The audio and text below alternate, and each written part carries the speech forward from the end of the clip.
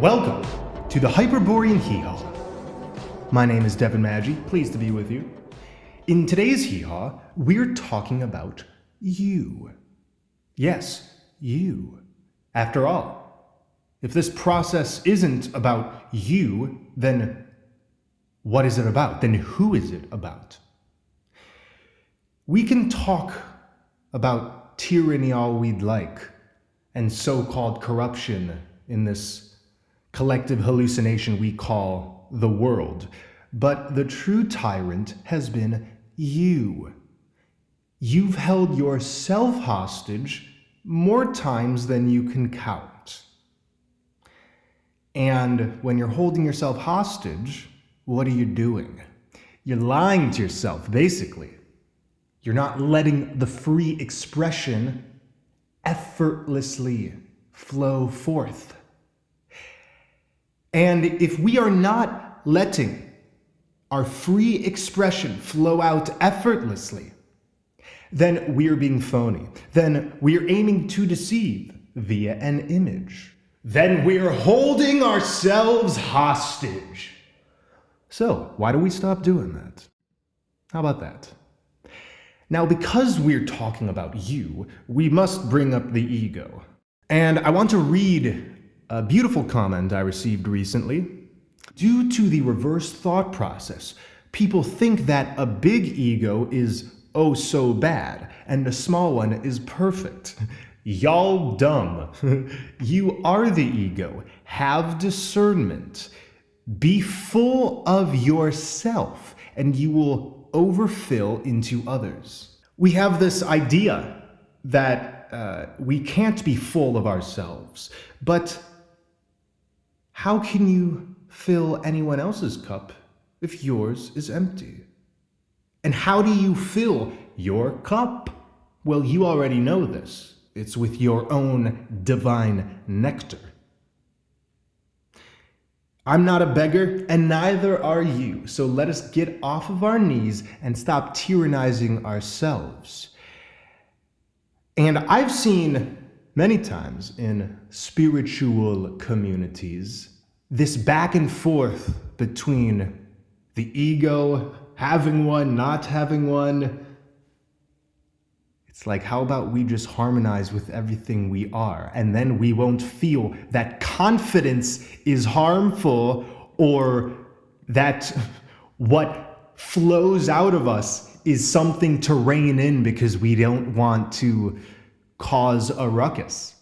How about do as you shall, as long as it is not harming yourself or another? How about that? That sounds nice. How can you tyrannize yourself if you're pledging to be besties with your own inner compass? Your journey is your journey. So we need to stop holding ourselves hostage, and we also need to stop holding others hostage.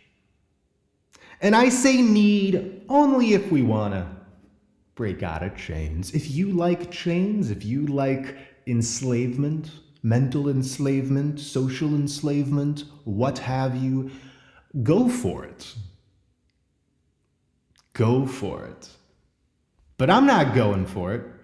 And when two hostages of themselves get together, now they hold each other hostage. So there is a reverse thought process, just like the comment I read informs. Due to the reverse thought process, remember, everything here is inverted. People think that a big ego is bad and a small one is perfect.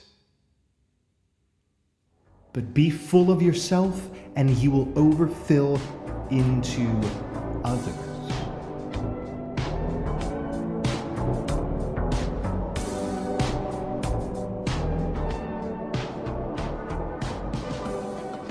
The ego is really the sense of self that exists to mediate between the inner and outer world, making the ego the great divider, but also the great harmonizer.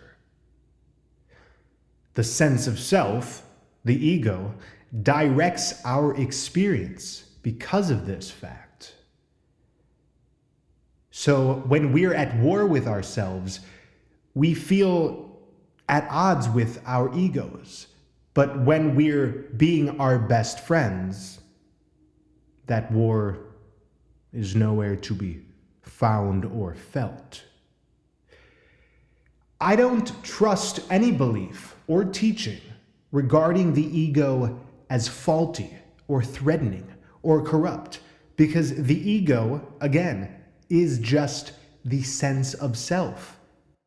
If we're poisoning ourselves with thoughts or actions or substances that harm or cloud, then our sense of self, our ego, will feel damaged.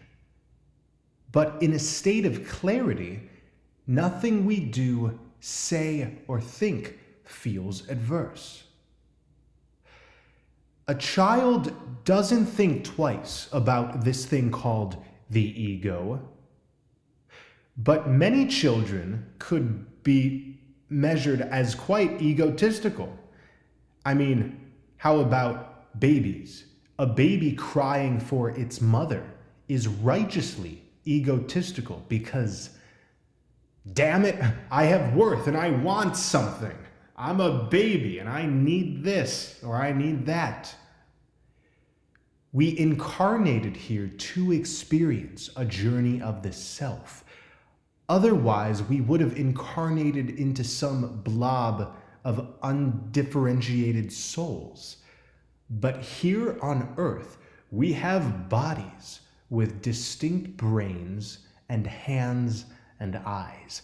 And because of this, we have the ability to instill brilliance into our lives as separate beings interacting together. The energy extraction matrix shows beings conglomerating together. And while this has created vast corporations with big organized structures, those involved are generally sucked of their individualism to be a part of a hive. Many of us feel lonely in a world that seems increasingly divided, but this division is actually helping us as souls to hone in on our discomfort with the self. Before we can authentically work together and be in paradise, there must be immense inner alchemy to clean up our relationship to the self. Because when we clean up the relationship to the self, our relationship to the other automatically cleans up as well. I wholeheartedly love the idea of communes, but most of them begin wonderfully and become divided. I think even a lot of cults begin quite beautifully, but the division within many members ends up breaking apart the vision. I think this is because to get together and exist in a truly blissful state and community requires all beings to be in that sustained blissful state on their own first. So we are in a worldwide quarantine of sorts. It's different in all areas, but nevertheless, it's very clear that the universe is asking all living souls to keep walking the path in the face of such stagnation. Do you guys remember the past few decades? The world stage was so much different. There were celebrities reigning like kings and queens. The media was 10, 20 times larger and influential. The government felt so sturdy. The internet was promising some new golden age of technology and communication. And now everything has kind of gone haywire. But the circumstances we're in are allowing a grand reveal, a grand expose. And for that, we should be grateful. We should be grateful that we can have this conversation. I remember a world more rooted in the physical. Things were more solid. You know what I mean? I've heard a lot of people glamorize the 80s and 90s and early 2000s, but looking back, the consciousness then was much more asleep and in sync with the stale fruits of consumerism. Now that events and culture has run its course, we have no other option but to exist in our authenticity. We have no more option to exist in the false personas of the past. Now, why do we hurt ourselves? Why do we insist on being at odds with the self? We've all been at odds with the self, haven't we? I mean, that's been enemy number one here, hasn't it? Seriously, without making excuses, why do we do things? Let's ask ourselves, why do we do things? Or why do we think things or say things that come back to haunt us? I'd say it's for one reason: masochism. Masochism is the willingness or tendency to subject oneself to pain, to unpleasant or trying experiences. Pain is the greatest teacher. It is the hurt we feel from being let down by situations or expectations that cultivates strength within us and unlocks the dormant strength that's always been within. But we can become addicted to pain. Of course we can. This is called masochism. Deep down, we all know that challenge brings about change and thus transformation. But challenge can become masochism when we become addicted to self-torment. Why do you hurt yourself, baby boo? Why do you do that? I know why I have hurt myself. Because it felt as if I could control that. When others seem to hurt us, that feels horrible and out of control. So we can get a thrill from disallowing ourselves to feel joy because we're becoming our own policemen. And we insist as long as we can punish ourselves, nobody else can. And we would be right about that. I mean, we hold the keys to our own energy fields. But instead of hurting ourselves, we can simply allow ourselves to accept what has happened and what is here and what will happen. Sounds quite simple, and yes, it is. Masochistic behavior would be overindulging in the carnal, in food, drink, or sex. Masochism would be depriving oneself of beautiful growth in the name of fear. Masochism would be avoiding what's authentic and empowering in order to emphasize what is false. You are not an extra in your movie. I repeat, you are not an extra in your movie. You are the main character. Look around. This is your movie you're in. We are the main actors in our movies, and we can actually feel this way, and not like some damn extra eating a hot dog in the background or something.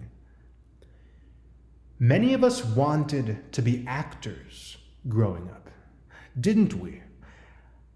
I think we didn't just want to be Hollywood stars, but actually wanted to be the man or woman on the screen who has it all figured out, or who goes on a fantastic journey of exploration, whether it be in romance or in war.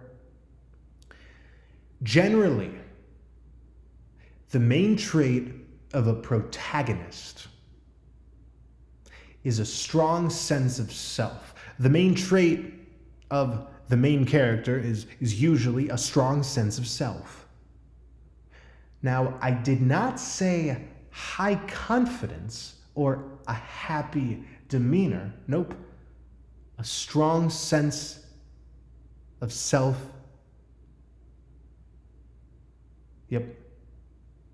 Be true to yourself. Such a glorious mantra. Be true to yourself. This conversation may seem a bit confusing and maze-like to some. I mean, how can we not have a sense of self when we are the self? And what's the point of talking about the self when we can only ever be the self? The point is, the self is the only vehicle leading us to salvation. The self being connected to the most divine and to the eternal flame of wisdom. One is all, and all is one. Well, you are one of the all, and that points to distinction. So, distinction and individuality is beautiful, along with the all the one is a part of. The actor is a part of the film, but guides the film at the same time. They are one and the same. The world really does revolve around you, because your experiences are happening to you. So if anybody ever told you that the world does not revolve around you, they are full of poo-poo. It's so funny. It's so funny how humans have these illusory adherences to society, as if they really feel a part of something. You know, these ideas of we Americans, or we Latinos, or we Star Wars fans. These are all hollow identities that have nothing to do with the self. To be devoted to something because we are passionate about it is to follow the heart. Oh yes. But to have devotion towards an identity is to wish for more suffering. If the world does not revolve around you, then does it revolve around groups? I mean, tell me, what are groups made of? Well, separate beings. It's kind of awkward. So, you know, the world does revolve around you. It does revolve around me simultaneously. Is that okay? I think it is. A teaching of this earth experience is how to master and perhaps endure being in a body. Everything we do with these vessels, with these avatars, affects our sense of self. And this is a strange ordeal because on one hand, the physical is an illusion, but on the other, how we interact with the physical determines how we experience this illusion and what we unlock within. For instance, our experience is not the same if we gain 100 pounds. Nope. Our experience is not the same if we are dehydrated as opposed to being hydrated. I don't speak of specific physical practices often because our practices are so personal. So I do not wish to alienate any being or create a dogmatic system of practice around what benefits some. There are too many organizations and beings who act like this. That being said, I've found these following practices to be helpful in maintaining a sense of self. A natural diet free of flesh, especially a diet high in raw, living foods. A straightened, mindful posture. Yes, I'm talking about the body. Sleep that restores. Speech which expresses one's truth unfiltered. Movement which expresses one's energy. A deep connection to the body through breath work, stretching, yoga, meditation, Tai Chi, these kinds of practices. There's exercise, even if it's light walking, cleanliness of body with grooming and hygiene, and cleanliness of living space. Yeah.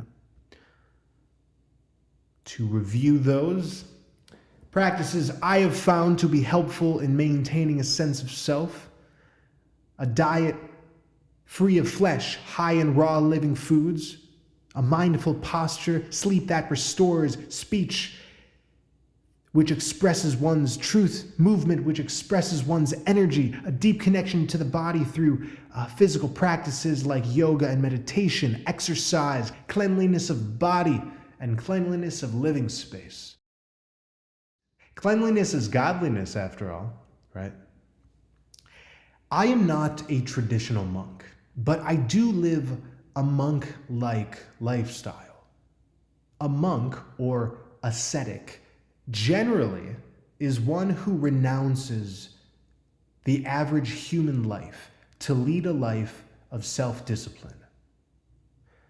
Whether we lead a life of self-discipline in the name of Jesus or in the name of our own resurrection, it really matters not. Self-discipline is self-discipline. At Sophia Sanctuary, we offer detox programs for those who have felt disconnected to their bodies. And it's wonderful how the careful focus on one's temple really can unlock this divine presence that goes beyond the body. It's a bit strange to say that to go beyond the body, we can focus on the body in order to not focus on the body. I find when we're at our most stressed or panicked, we are least in the body. We are least embodied. When we are embodied, we embrace the vessel we're in and its processes. There are parts of the New Age movement that speak of ascension as a kind of process where we end up outside of ourselves in a greater body.